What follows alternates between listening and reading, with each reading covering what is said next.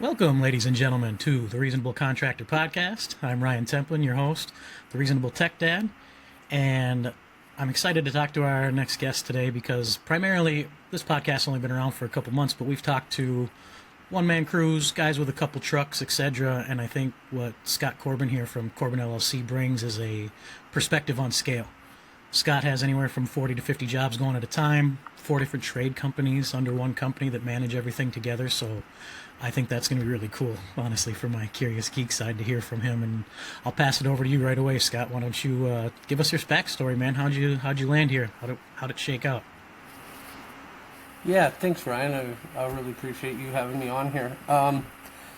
So I have a little bit of a crazy story. I started. That's right. You said you got something. You said you got a story. Let's go. Yeah, I do. I have a pretty interesting story. So I started out in a special custom was woodworking when I was 15 years old. I worked with old barnwood, and that's where I started. And I didn't think I was ever going to be in construction my whole life. I didn't really think of. I didn't really know what I was doing. Right. I didn't know if construction was even what I wanted to do. And so I was just doing it because I could make more money being in the field, and that was back in 2000. So that was when Okay. $10 an hour was a lot of money, and so that's where I Absolutely. started. And then I decided that my mom. Everybody pushed school on me, so school, college, Same. that's where you got to go if you're gonna, like everybody was that college is the way to go. If you don't go to college, you're not gonna make any money, you're not gonna be anybody. And so that's what my mom and dad told me because they both had degrees, and I was the wild child, right? Like I was the guy who was the black sheep. I was the one who liked to go out on Friday nights. And I was the guy who liked to pick up the tall boy and the substances that we never that we don't like to talk about. I might know a thing or two since, about that as a restaurant guy for 20 years, 15 years. I yeah, might know a little yeah. something So about that. that was that. Yeah. So I ended up going to college, and I ended up starting with So I ended up starting with going to college and getting going towards business management. And I don't know if anybody knows anything about schooling, but that is probably the degree that you do just because you don't know what else to do. So that's where I went with that. And yeah. And so I also was working construction. I was working for the guy. And what I found was school was not for me, and I couldn't take direction very well from others. And I found that if anybody's listening, they that are interested in construction, I think most people that are out on their own, they've never taken direction well from others, and maybe that's why they go out on their own, right? And there's a plus and a minus to that, There's a really good plus and minus. One is you find when you do go out on your own, you find that all those things that people were telling you there was for a reason. And I never wanted to be a boss. All that stuff, you're like, man, forget that. Yeah, forget that. I never wanted to be a boss ever in my life. So I ended up in college, and I ended up playing a little too hard, and I realized that then I had a substance abuse problem. So what happened is I came here 15 years ago. I put myself in treatment, and I came here 15 years ago, and I am very grateful that I did 15 years ago. I did 15 years ago. I had the shirt off my back. I had nothing, and I met my wife, and we started going from there. And I still, of course, didn't want to listen to anybody, and I didn't want. So I found that my problem really wasn't with drugs and alcohol, right? Like that wasn't my problem. My problem was a me problem, is what I found in that. And when I found that, then things started to click. That's when my life was really. It's when it changed. And I remember the day I started. We made. My wife was the breadwinner when we got married. She was making $40,000 a year, and I was doing side jobs on my own. And we brought in $18,000, and she took a look at me, and we were struggling, and we didn't have anything, and I looked at her and said, "Hey, what would make you happy? Money? Would money make you happy?" And because money has never really meant anything to me, you know. And she said, "Yeah, money would make me something." I said, "How much money do you want?" She goes, $10,000. I want $10,000 in our account. I said, "Fine, I'll give you $10,000." So it was my ego of $10,000. And so I went out and I started grinding the pavement, and I started out with nothing. Like I started out digging, window wells. I started hauling wheelbarrows. Then I started figuring out.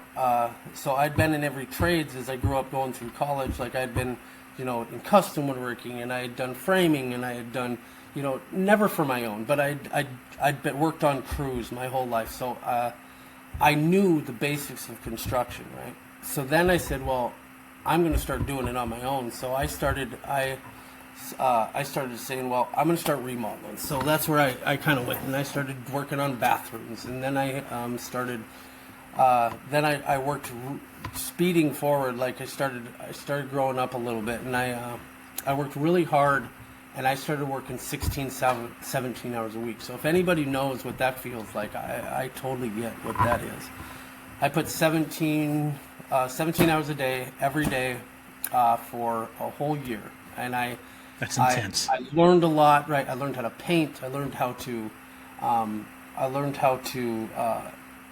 drywall. I learned how to lay floors. I learned how to plumb. I learned how to do electrical. And I learned it just enough to get really dangerous in all of them, right? Because I wasn't a master in any of it. You were doing all this on your own, right? Yes, and I was 30 years old. This was for you. Yes, this was for me. So I was 30 years old, and so we saved up $10,000, and my wife was still. It was never money to her. She was still mad at me. She was just mad at you that day, right? She just fired off a number. Yeah, so I told her, "See, you have $10,000 now," but you know what that did for me is that put things in true reality, in the fact that money never really made me happy, and didn't make her happy either. It didn't make our family happy. Like and I still to this day will tell you that why do I do this? And we're not there yet, but so let me just go back to my story. So I came. Please do. And I started. We finally decided that we had to get an accountant. We had to start doing things right. Like I didn't have a contractor's license. I didn't have anything. I just was, I finally formed a business name. So I had a business name. I had painting insurance, which was nothing. And she came to me, and so we brought in, from $18,000, we brought in $280,000 that first year. And I was like, wow. And she's like, she never saw me. And I was like, wow. And she goes, and I was like, all proud, yeah. I made $200. Rooster strut. I'm rich now. And look at me. Look at me. Yeah, look at me. Look at me. And she said, well, you're going to be pretty surprised after this accountant comes through and does all our books and finds out really how much we made. And I was like, okay, what, and I was kind of worried at that point. And we did the books. And when it came down to it, I worked 17 hours a day. I mean, I was up till midnight, up at 4, like 3, 4 in the morning. I was going, right. I pushed as hard as I could to make that money. And when it came down to it, after paying people and after paying everything I did, we walked away after taxes with $70,000. Holy shit. So I was like, I took a step back and I was defeated. Yeah, dude. And I can imagine. And there's my wife looking at me going, yeah, I told you, like, I don't see you. Yeah. So then, and what kind of life is this? Yeah, what kind of life is this? And I was 30 and I was strong and I was doing it. I had good friends. I made good relationships. And you were in the zone from a work standpoint. Yeah, I was in the zone. I knew what I was doing, and I did, and I learned a lot. And what I thought of right then was, okay, and every one of the guys I was working next to that was helping me out were doing the same thing. Like, sure. So my first thing of advice is find people that have the same goals as you, that are doing the same thing as you now. Now those people now are different than the people I have now. Like, there's a lot of people that I was that I was working with at that time that are still doing that, and they're happy with that. Like, that's where they go. So I sat back and said, okay, I can't do this my whole life. I know I can't. What can I do different to make this different? And so what I said was, well, I'm going to bring all my friends and I'm going to hire them. I'm going to go find the work. And then, and everybody says, like, that's what you have to do, right? I'm going to go find the work, and then I'm going to pay them what they want, and I'm going to make a little bit on their jobs, right? All good intentions. All good intentions, right? And so that's what I did. Now, that's how I started. Now, people say, like, how did you do that?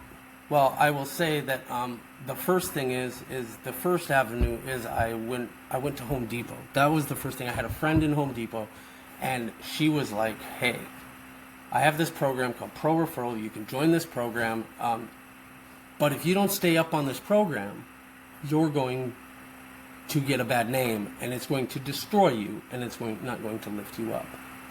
That's a strange business offer, right? It was a strange business. And I said, what does that mean? And she said, because if you don't stay up on these leads that we're going to give you, you're going to get a bad rating. And then when you have a bad rating, we don't give you that. We don't give you the jobs, and you start to get a bad name. And we've seen a lot of people fall, so you better be ready. So that's when I was like, okay. So I started reaching out for help. And that's the biggest thing that I learned in this business that you have to do is reach out for help. Always something, there's always better on making something on something than zero on nothing. I agree with that 100%. That's the biggest thing. Like, you don't always win. 10% of something is way better than 70% of zero. 100%. You said it better, right? You said it better, right? And that's what I found is that I don't always win. Like, on all my jobs, I don't always win. And and what that winning looks like has changed and evolved, right? Like, that's a making super 10% cool concept. is now losing, right? And instead of 20% is winning, or 30% is winning, or 40% is winning, whatever that bar may be. Sure. But that's what I learned through this is just because you get knocked down, you don't always win, doesn't mean you're not set up for the next round. So my business model is, hey, I create a family here. Like, that's why it's called Corbin's LLC. It's not Corbin LLC, it's Corbin's. I like and that. And the reason is not because my family, my immediate family, it's because everybody that's involved in Corbin's LLC is a family. And everybody who works for Corbin's is a family.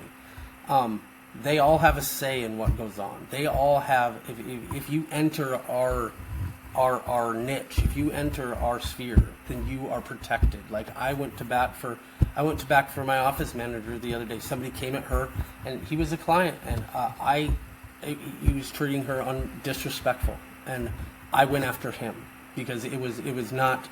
I don't care who you are. We are a family here, and we protect each other, and we. And you're the protector. You're the overseer. I'm the protector, and everybody makes money here, or we don't do it. Like, that's how it is, right? Like, and it's not that, and the client, they win too, right? Like, everybody has to win, or Yes. this doesn't work, right? Correct. So, and that's a big motto of mine. So after I have scaled, so now I started from just doing bathrooms. Right now I do. I've started a branch of. I got sick of not being able to find dirt work guys when I need dirt work. So I branched off, and now I have 3 excavators, and I have to dig my own holes. And then I moved up to buying a dump truck. So now I have a dump truck, and now I have 2 skid loaders, right? And my goal is to never have to say no to somebody who is needing my service, and to be a residential renovator is there's some people that say find a niche, find your certain thing, find your area. Yes, I agree with that. But if you're going to be a residential renovator, remodel, you need to be able to bring all of those together in one.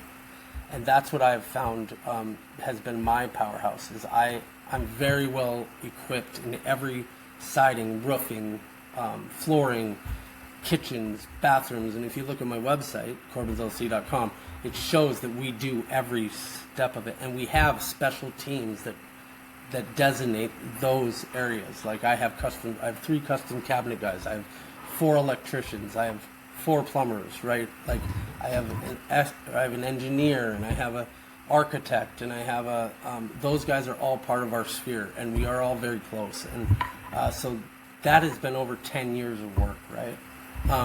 So we've gone to build that, and so we have a Tuesday morning meeting every Tuesday, and I'm in the meeting now. I don't run the meeting anymore, which is awesome. But my biggest thing, yeah, oh man, it's great. But I mean, here's the thing: is it's always I'm a firefighter and a babysitter. That's what I am. Like I put out fires, and I babysit the people who have to come on. And so if anybody's listening and they hear that, they know what I'm talking about. So good. Like some people don't want to do that, right? Like some people. Now I have 3 children. I have 3 children under 5. So I have 3 children under 5. So you are in it. So I'm in it, man. And I am a babysitter, You are in the right? fire, Like I know how to deal with children. You're a babysitter when you leave and when you're home. Yes. So if I guess my whole thing for is patience. Keep going. Like even if you've been knocked down, you get knocked down, you get knocked down, you get. Nobody's out there to help you win. Like there are people that help you win in your circle. That's what I'm trying to say, I guess. Like the people that you bring in close, the people who you want to be like, the people who are doing what you want to be and do, bring them into your circle because you will be them one day. You know, if you want to be a drunk, you go hang out at the bar, right? Like that's what you do. If you want to be high-end contractor, go hang out with high-end contractors. If you want to be, wealth is very easily to consume. If you want to do it, you go hang out with wealthy people. Like it all depends on who you want to be, right? And that is a big thing that I have found is like, I put myself, I want in my business. So we have an excavation business, we have a painting and drywall business, we have a tree service. And there's another one. Tree service, that's 4. Paint, drywall, excavation, tree, and then Corbin's LLC. So what I want to do is make sure that my brand and my legacy, right, is that we have the best work. That and for the money that you spend, I want you to get the best work you possibly can. Like I want my product to shine over everybody else's, right? And if you want the best, yes, if things cost more, they do. Like if you want the best, it costs more. But even if you don't want the best products, doesn't mean that it can't have the quality of the best products. So I want to make sure that no matter what I have my name on, it's done correctly, it's done good, and somebody can say, yep, they were really good. They really, really did a good job. And so that's circling back to everybody winning, like you said before. Yes, because, and like I say, sometimes things get underbid. Sometimes I don't understand how much it took to get into doing that job. I take those licks. And I call that, like we did a zip up system, which is a drain system under a deck that was very intricate. It was very, very intricate. There was drains that had to be hidden in the pipes, and they had to go underneath concrete, and it was super intricate, super cool. I have a bunch of pictures. Oh, it's super awesome. It was an addition off the back of a house that had a heated floor that came and the drain system came underneath with a hot tub and stamped concrete and these electronic screens that come down with the touch of a button, and it's just super awesome, right? It's super cool. Sounds like it. But yeah, oh dude, it's some of the best I've seen, and now I'm going off to Montana next month to build some really cool they're like log home things for an Airbnb, and they're super awesome. Yeah. But where about in Montana? I got my good buddies in Whitefish. Oh, that's where we're going. That's where we're going. I had a Whitefish, feeling when you Montana. said something like that, dude. Dude, Whitefish, That's so Montana, funny. where we're going. I had a guess. Yeah. So His yeah, I name's have David. You might see him around there. It's a small town. yeah, 7,000 people. Yeah, it's small. And it's off tour season. Well, I guess ski time it starts picking up, but it's dying down but from the summer rush for sure. Yeah, but summer's bigger there, which I didn't understand. But yeah, we're going out to Huge. Whitefish. It's massive. Yeah, we're gonna build three log home spec homes, and we're gonna put some. Which reminds me, I have to get a hold of a surveyor after we get done with this. But yeah, we're gonna go to Whitefish, so that's cool. But what I'm trying to say is, like, we lost on this system, and the reason why we lost on this system is because nobody knows how to do it, right? Like, nobody has. Yeah, you're innovating. So we took a gamble on doing it. Now we didn't lose on the project, but on this zip up system, all of us including the homeowner, right? I was very honest and very like, I don't know what, nobody really knows what they're doing here, because we had to design it, we had to figure it out. There was lots and lots of money, so financially it didn't break the budget, or it didn't break the bank, but it broke that part of the budget on that project. So I had an option to do another one, right? And I had a sour taste in my mouth. And I said, I didn't want to do it. I was like, nope, I'm not going to do it. Nope. Like, I'm like, fuck this, fuck that. I'm not fucking doing that. And what I found in that is I slept on it, and I woke up the next morning and said, damn right you're going to do it. Damn right you're going to do it. And the reason why you're going to do it is because you just paid to figure it out on how to do it right.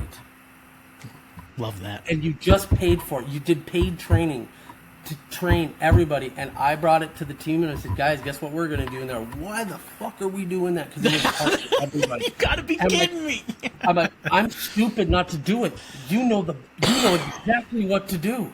You know exactly what to do, Trevor. You know exactly what to do, Tommy. You know, I mean, and it's cool. Alex, like you were saying, Eric, it's cool. like, people like this. Yeah, people like it. And guess what? You're good at it. You're good at it. You weren't good at it, but you're good at it. We're all good at it now. We spent so much time, and bam, it went like that. Went up like that.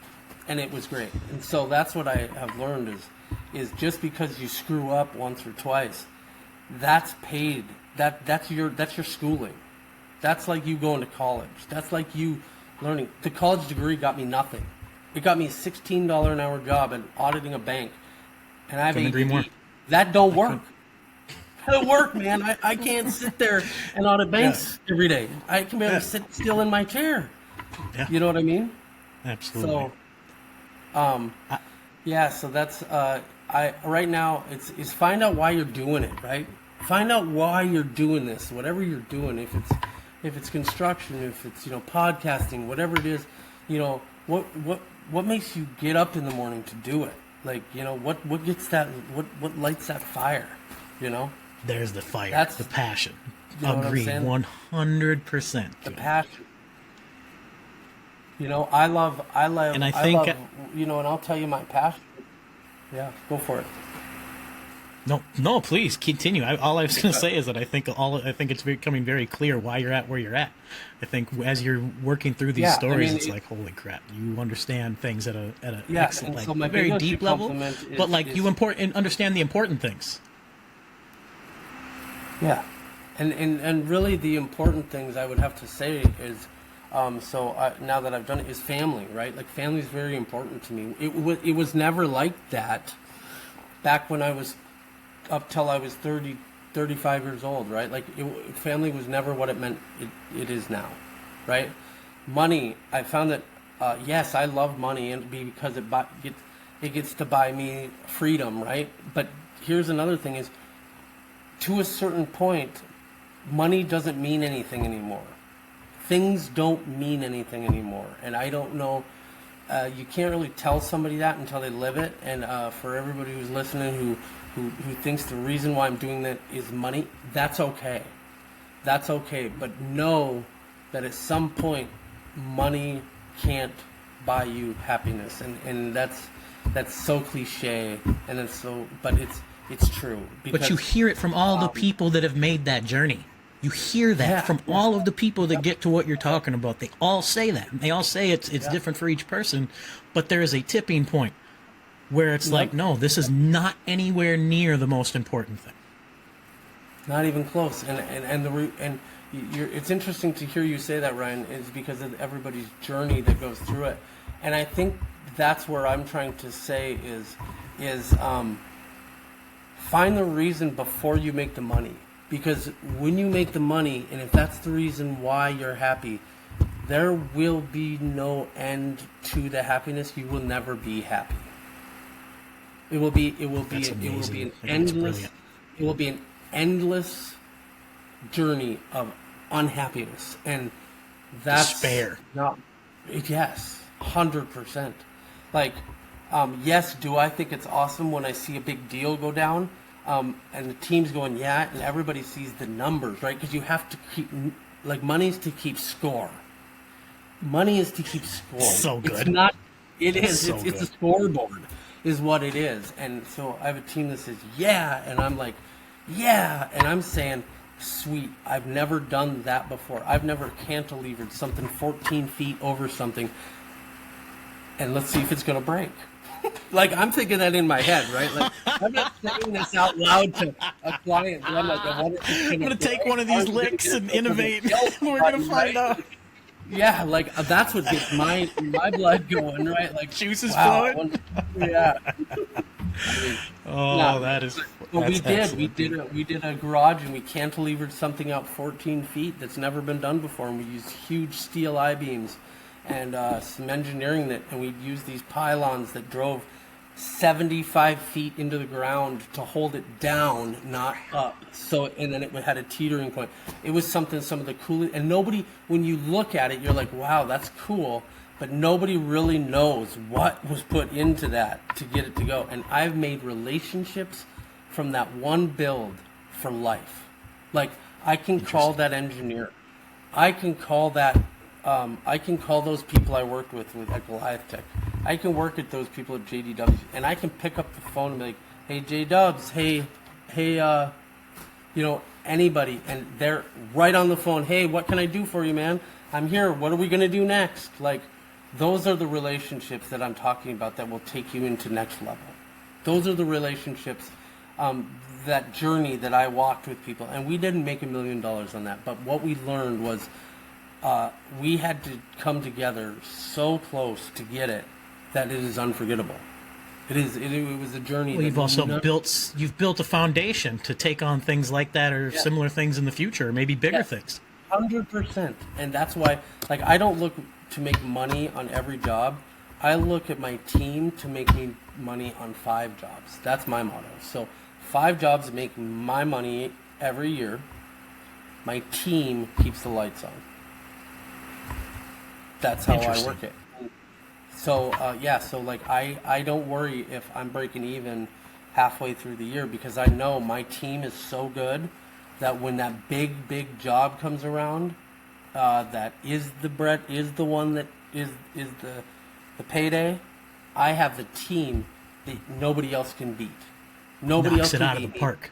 And knocks it out of the park. And it all balances up. Yep. And under budget, and I can beat anybody out under budget, and people hand me the job, and it's super awesome to have that, and that's because I have the Corbins, the apostrophe S, in the Corbins LLC. Like, my other sister companies all want to be where Corbins is at. I have a partner in the drywall and excavation, and I'm not about partners. I really am not. And what I've found in the partner whole thing is these guys are willing to walk the miles that I did to get Corbin's where it is. And there was one that you said they are willing? They are. So at first I had 3 other partners. One has dropped off in the tree business. He could not walk the journey with me. He thought it was just going to be like, oh sweet, I get to ride some coattails. The other 2 thought that maybe at first. They understand it now. They see my vision. They see what it takes. And they're starting to understand it's not about the job. It's about the relationships you make with other people. Like, and that family and winning you've been talking about, I'm sure, is huge, dude. It is huge. Like, when they're like, man, this sucks. We're not making any money. Blah, blah, blah. I say, hey, man. Don't worry. Don't worry, we got it. We got it. Can I just double click on that, Scott? Yeah. When you said the partners, the one that didn't understand, and now these guys do understand they didn't. Can you clarify that a little bit? I think that's really important to what you're talking about here. Yeah, and maybe you already did. I think maybe you already have talked about it through with like the family and the winning and your motto about 5 jobs. Are those the 3 things, or is there more to it than that? Well, I would say nothing happens overnight. I would say that people don't understand that what the real reason or what it takes to be successful. I guess it's not just it's not only one area in your life, right? It goes everything from your home life to your social life to your to who you are as an individual, right? Interesting. And so he had already made his money. One of the partners that dropped off, he had already built a business, sold a business, had made a bunch of money. He didn't want to live that life. He wanted to invest, sit back, collect a check. Cashed in. He cashed in already. And I said, wait a minute. We're not about that. We're not cashing in. Like, you got to be part of this or you're not part of it. And so he understood that. Him and I are still friends today. I was just going to say, those are probably hard conversations to have, but just from what I've seen from you already. Yep, they were hard. Those hard conversations they just need to be had. And that's, I think, where people come up short and hurt relationships is when they avoid those conversations. Exactly. The number one thing, if you want to make somebody upset, you let them sit in their own puzzle palace without talking to them. I know when I'm up here in my puzzle palace, it's not a good place. No, it's terrible. You come up with all kinds of dumb shit. Oh, all the time. It'll put you right in the dirt. It'll bury you. Yes. That's what I call the devil. Interesting. I like it. And and now and another thing is find a reason to live for. Find a reason. Like, what is your legacy? Because money isn't a legacy. It's like, when I die, I want Corbin's name to be a good name. Like we just saw Minnesota Rusco go down, which was one of the top contractors in the cities, and his uncle is his great grandfather's rolling in his grave right now, and the reason is because he was the one that started it 70 years ago. I did a little research after you said something. Yeah, and it's not the fact that they did anything wrong. He did what everybody, he built the business and then they didn't have anybody to give it to. He sold out to somebody. I feel bad for him. Like, I really do. I feel awful. It could happen to any one of us. That's the goal, right? Is build your business. It's America. Sell it off and then walk away. The unfortunate part is he was probably, I don't know this for facts, so don't, if you think we're talking about it or whatever, don't take the start, but if he was probably strapped to doing the business still day to day, and he got destroyed, and that really hurts my heart for everybody involved. I can't imagine, dude. Yeah. And that's interesting in your perspective on it, because obviously all I have is media and online, and it's actually surprisingly not super covered. Like, when I started digging, I was expecting it to, with the scale of it, I figured it was going to be all kinds of news articles everywhere. It's not really outside of our local ring. It's not at all when you look for information. So and everything they say is not coming from the place you're coming from, which is caring. When you say you understand that person had good intentions and got blindsided, it sounds like, and your heart goes out to them. Yeah, it does for that business owner. 100% it goes out to him. I know how easy it could be to, and if you have nobody to pass your legacy on, you're going to cash in your legacy, right? And you're going to pass that down to your children, you're going to pass that down to your grandchildren, or pass it on to your wife, because it means nothing to anybody if you don't do it for something. And unfortunately, it was cashed in bad on his end because he fell with it, and he didn't have a chance. He didn't have a choice. Like, he didn't own it. He just was told what to do, and he had to follow it. And that's kind of what So the research I did a little bit, they said that there was a ownership, it was a private equity out of Texas, and then there were people here that were running the business, like you said. They were referring to them as the managers, owners, and they kept using the term the advertising face of the company. There were brothers. Did I read that correctly or find that correctly? Is that who you're referring to? Is those guys? Okay. Yep. And those are the guys, and that's why I say it's really cool that you bring the heartfelt perspective for them, because everything you read paints, maybe not them as the bad guys, they point the equity guys as the bad guys, but they point to them and say, well, they were the ones running it, and they were the faces of it, and they sold out. Yep. Essentially the message that comes across. And in your position, you would too. I mean, you don't have you're not going to let it die with, what are you going to do? Pass it to your office manager? What are you going to do with you work that hard. I mean, you want to cash in on it. And they're not, hopefully they've got some relief now that it's out.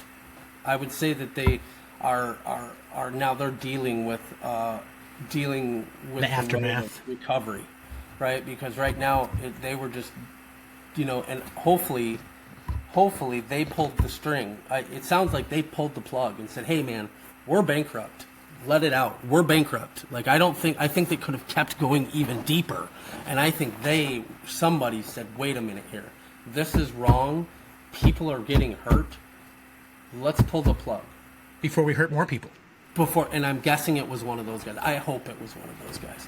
That would make sense. At some point, you do this long enough, and I mean, that's the thing is, once you start getting so where am I going in the future? I don't know. Like I look at it as I will probably, at some point look for an electric company, an HVAC company, and a plumbing company, and bring it full circle. I'm guessing. I mean, that makes sense.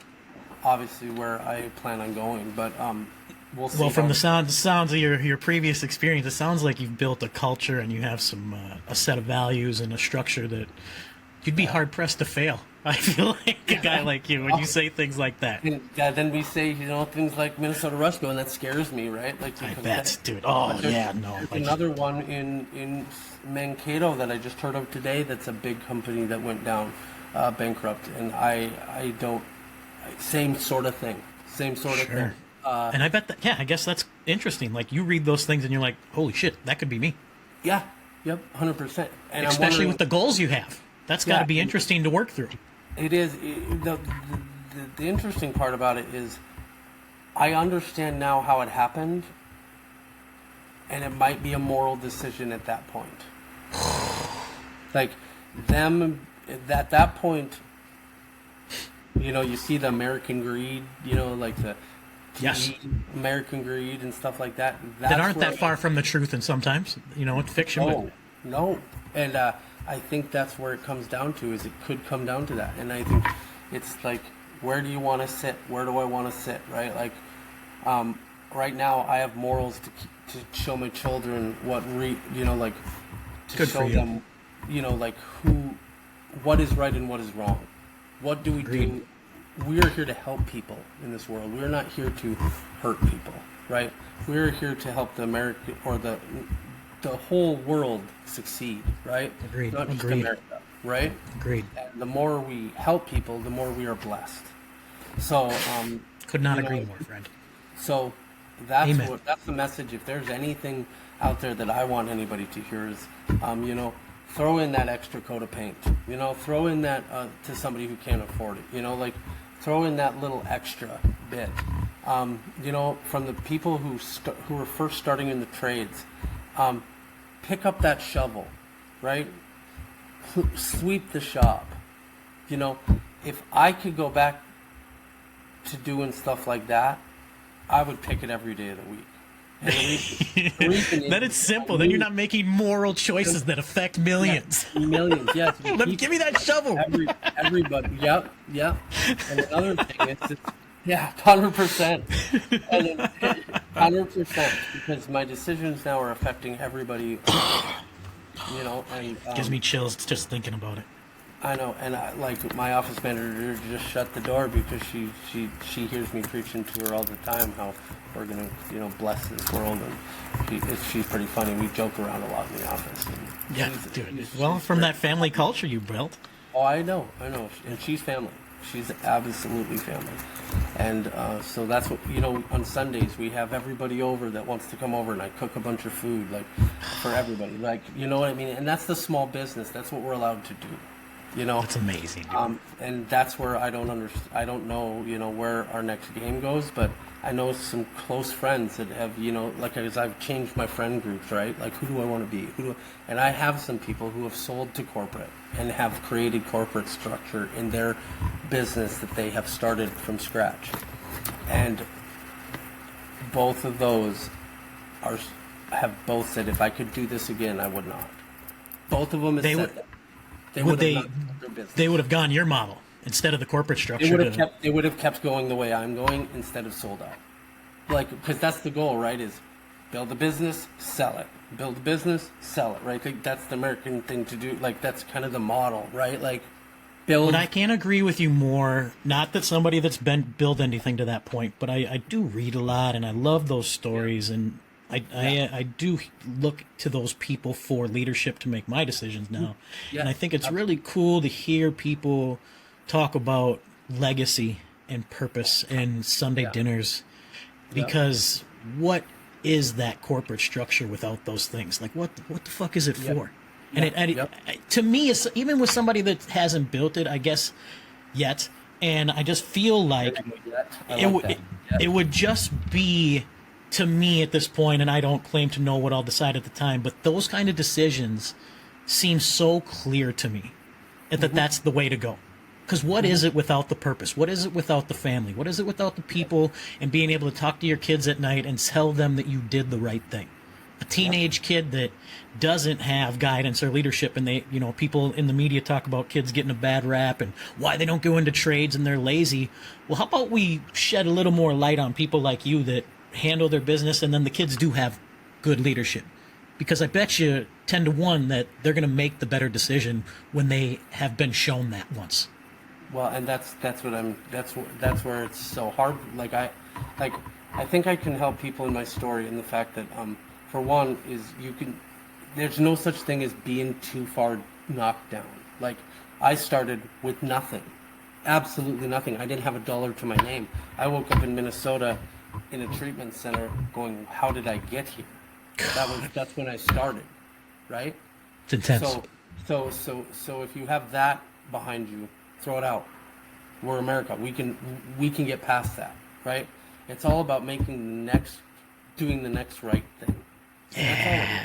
Yeah, doing dude. the next right thing, right? Yeah, love that. You know what I mean?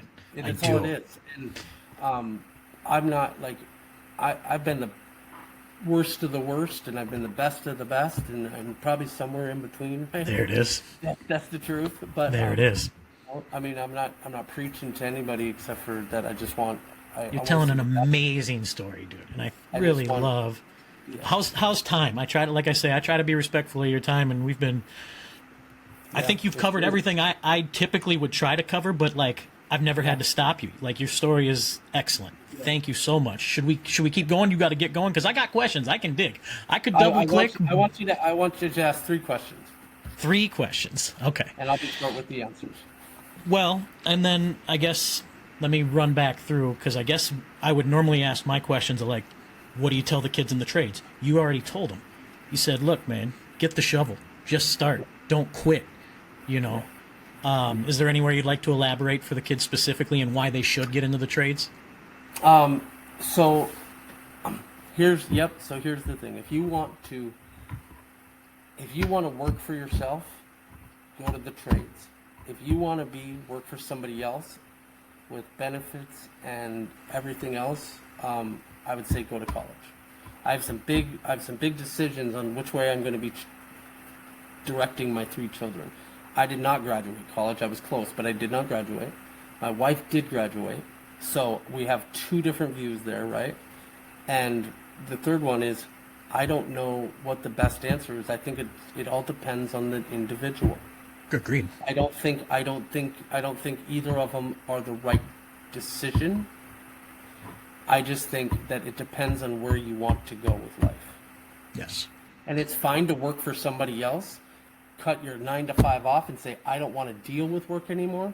Because I'm sorry, but if you're going to be in the trades and you're going to go after that, that's not your path. So if you don't like to work, but you like to think and, do a 9 to 5, college is that's your avenue. That's your best way out.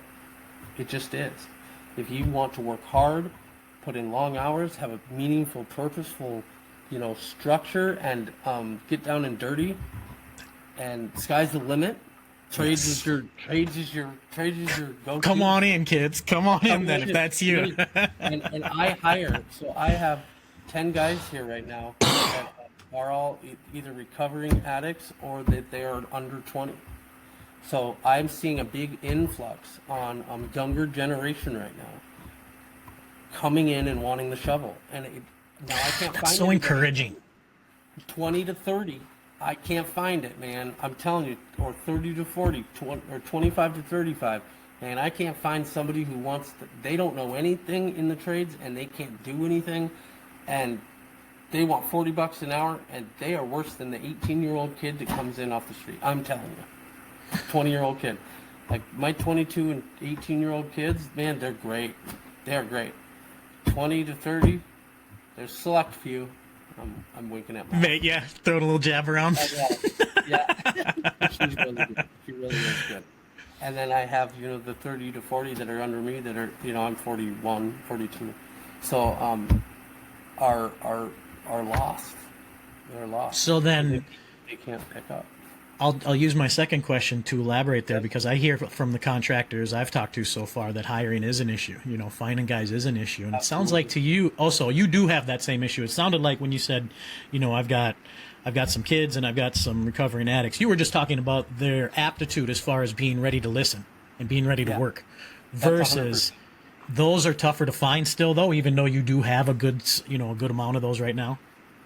So our biggest fear in contracting is, teaching somebody something, like putting a bunch of time into them, and then them either saying, I'm going to go do it myself, I can do more, or, I'm going to,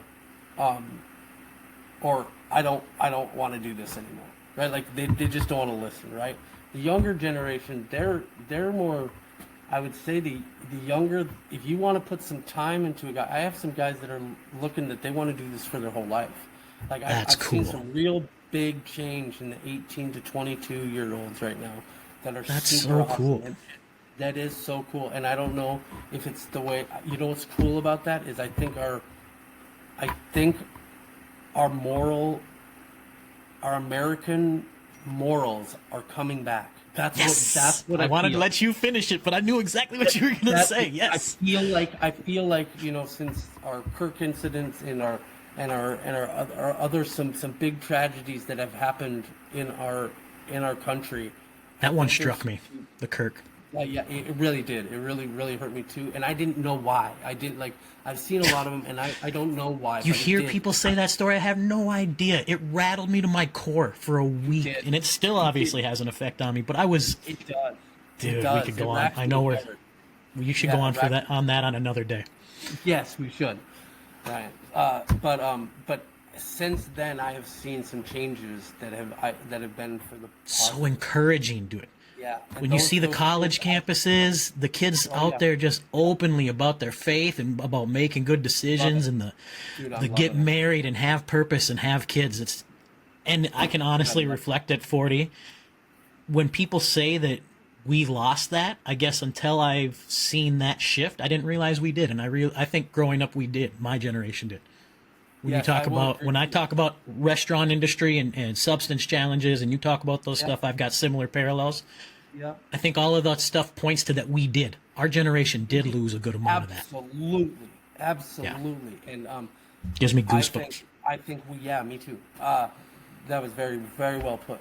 I really like the fact that I'm seeing some different changes. That's so encouraging. That's awesome to hear. They get to see it every day, which is cool.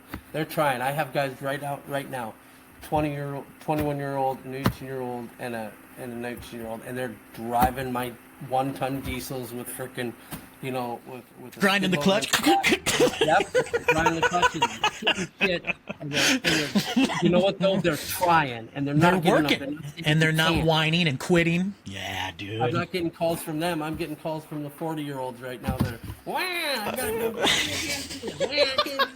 Like, I'm serious. You're not paying me enough for this shit. Yeah, you're not paying me enough for this shit. Well, what are you doing? I don't know. I'm sitting in this truck right now, warm, snowing out. All right. I'm not doing anything anyway. We're gonna do this again another day for sure. Okay. Whack one more question, and then I'll let you go, dude.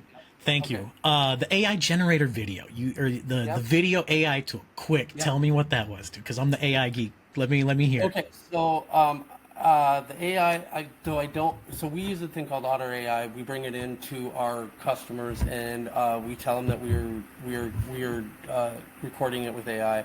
It comes in, and then it goes into our system, and then goes into our fields of our job trend, it's called. So it's a CRM that we use. So what I don't have yet is the video. The video should link up to my Otter. It's supposed to be in.